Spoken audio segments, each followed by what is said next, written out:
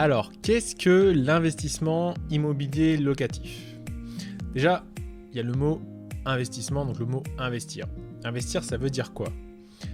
Investir, ça veut dire mettre de l'argent dans quelque chose et en espérer, ou en tout cas avoir plus d'argent à la fin, donc en tirer un bénéfice. Voilà ce que c'est un investissement, avec plus ou moins de risques. Bon, ça c'était pour l'investissement. L'immobilier, qu'est-ce que c'est? Bon, je pense que tu sais ce que c'est. Concrètement, l'immobilier, c'est quoi? Ça va être les maisons, les appartements, ça va être parking, garage, locaux commerciaux, ça peut être aussi des terrains.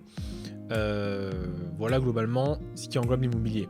Juste pour la petite histoire, dans le mot immobilier, tu as le mot immobile, donc qui veut dire qui ne bouge pas.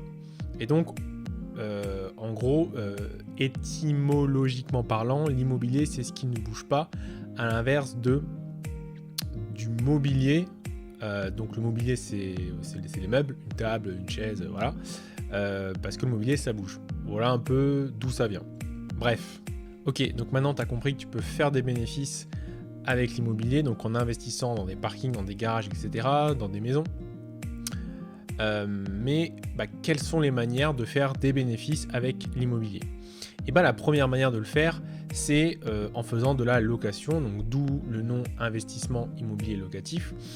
Donc ça veut dire quoi? Ça veut dire que tu vas posséder un bien, donc tu vas être propriétaire d'un bien, et ce bien en fait tu ne vas pas habiter dedans, mais tu vas le mettre en location. Ça veut dire que tu vas en laisser l'usage à une autre personne, et donc cette autre personne, elle va s'appeler ton locataire. Voilà. Donc bien sûr, il existe des règles pour faire de la location, et ces règles vont être notamment détaillées dans ce qu'on appelle un bail. Donc c'est un contrat qui va détailler les conditions de cette location, et notamment donc le montant du loyer, mais aussi tous les droits et devoirs, et j'ai envie de dire les obligations du locataire et de toi-même qui est bailleur. Parce que tu peux pas faire non plus n'importe quoi, il y a des lois. Donc bien sûr, pour faire un bénéfice, donc pour gagner de l'argent, il va falloir que ton loyer dépasse l'ensemble des frais qui t'incombent en tant que propriétaire. Donc dans ces frais, il y a par exemple les charges de copropriété. Si ton bien est dans une copropriété, tu payes des charges pour l'entretien des espaces verts, etc. Il peut y avoir bien sûr le crédit immobilier qui est la plus grande charge. Donc si tu achètes ton bien via la banque, ce qui est le cas pour je pense 90% des investisseurs, tu dois rembourser ton prêt, donc tu vas payer des mensualités et des intérêts, donc ton loyer doit couvrir l'ensemble de ces charges. Voilà, donc je ferai de toute façon une vidéo plus détaillée sur l'ensemble des charges qui t'incombent en tant que propriétaire, mais bien sûr si ton loyer ne dépasse pas toutes ces charges, tu ne feras pas de bénéfices. Donc ça, c'était la première manière de faire des bénéfices avec l'immobilier, c'est-à-dire de louer ton bien. Il y a une deuxième manière qui n'est pas incompatible avec la première, donc bien au contraire, ça va être en fait de revendre ton bien, et bien sûr de faire ce qu'on appelle une plus-value. Donc encore une fois, de revendre ton bien plus cher que ce que tu ne l'as acheté. Donc la première manière de faire de la plus-value à la revente avec ton bien, ça va être tout simplement de le garder un certain temps. Donc si on regarde ce graphique, donc c'est un graphique qui est issu de l'INSEE, on peut voir ici en noir donc l'indice du prix des logements en France. Tu peux voir que depuis 1950, la tendance globale, c'est que les prix augmentent, donc c'est que les biens prennent de la valeur. Alors bien sûr, c'est comme la bourse, il y a des hauts, il y a des bas, mais ce qu'on voit, c'est que sur le long terme, voire le très long terme, l'immobilier finit toujours par monter en prix. Donc juste le fait de posséder un bien immobilier et de le garder sur le long terme et de le revendre après, va faire que tu vas faire une plus-value à la revente. Donc la deuxième manière de faire de la plus-value avec l'immobilier, c'est tout simplement, donc on l'a dit, c'était de vendre plus cher que ce que tu l'as acheté. Et là, c'est un peu l'inverse, c'est d'acheter moins cher que ce que tu vas vendre. What?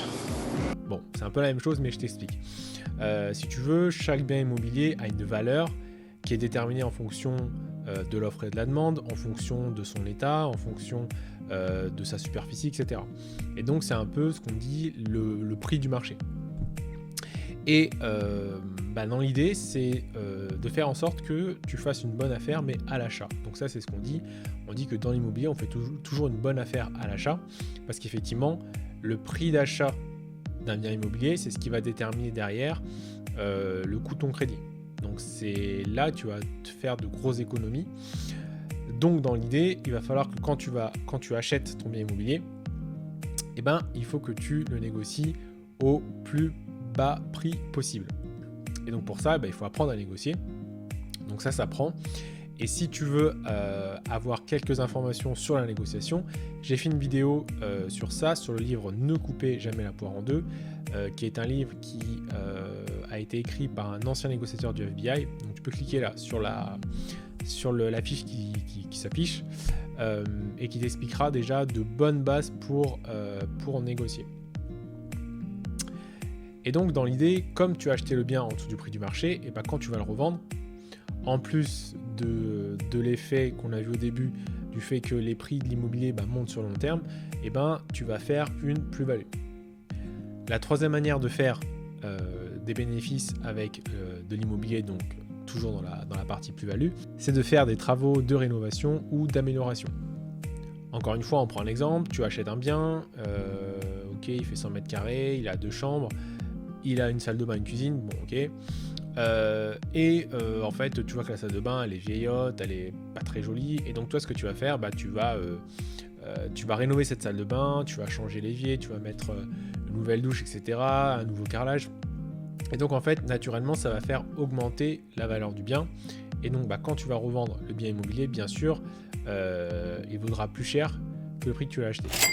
Donc bien sûr, pour faire un bénéfice, il faut que le prix des travaux que tu as mis dans la rénovation de cette salle de bain et le prix d'achat et tous les autres frais soient inférieurs, bien sûr, au prix de revente. Sinon, il n'y a pas de bénéfice. Donc maintenant que tu sais ce que c'est l'investissement immobilier locatif, je t'invite à laisser un petit like, ça fait toujours plaisir. Et dans la prochaine vidéo, on verra pourquoi l'immobilier est toujours le meilleur investissement à faire en 2022. Porte-toi bien.